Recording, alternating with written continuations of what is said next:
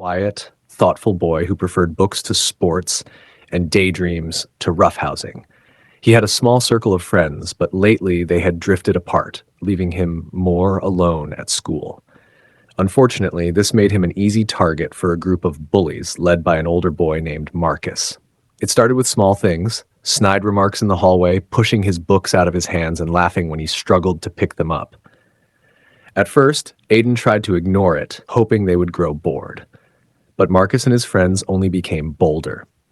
One afternoon after school, as Aiden was walking home alone, Marcus and his gang caught up to him. "Hey, loser!" Marcus sneered, shoving Aiden's backpack so hard that he stumbled to the ground. Aiden's heart pounded as he scrambled to his feet, his face flushing with a mix of anger and fear.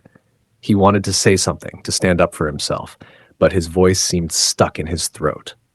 "You're such a wimp," Marcus said, laughing along with his friends. "Why don't you just stay down where you belong?" Aiden could feel tears welling up in his eyes, but he blinked them away. He didn't want to give them the satisfaction of seeing him cry. Instead, he turned and ran, not stopping until he reached the safety of his house. But even as he slammed the door behind him, the hurtful words echoed in his mind. That night, Aiden sat in his room, feeling trapped. He knew he couldn't avoid Marcus forever, but he didn't know how to make the bullying stop. He thought about telling a teacher or his parents, but the idea of everyone knowing made him feel even more embarrassed.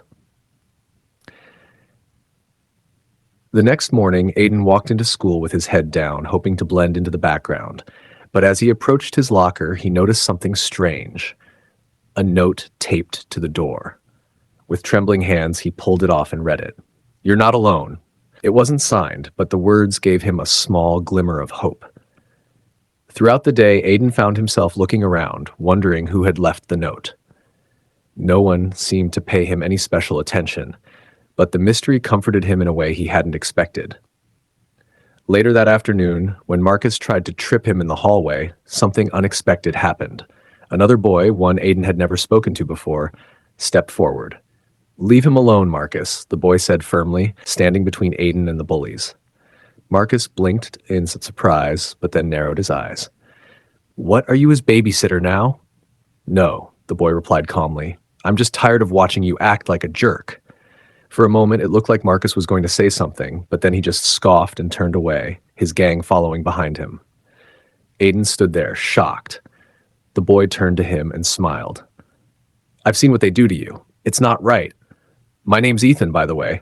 From that day on, Aiden and Ethan became friends, and with Ethan by his side, the bullying became less frequent. Aiden learned that standing up for himself didn't always mean facing the bullies alone. Sometimes it was about finding the courage to accept help from others. And slowly, with the support of his new friend, Aiden began to find his voice again.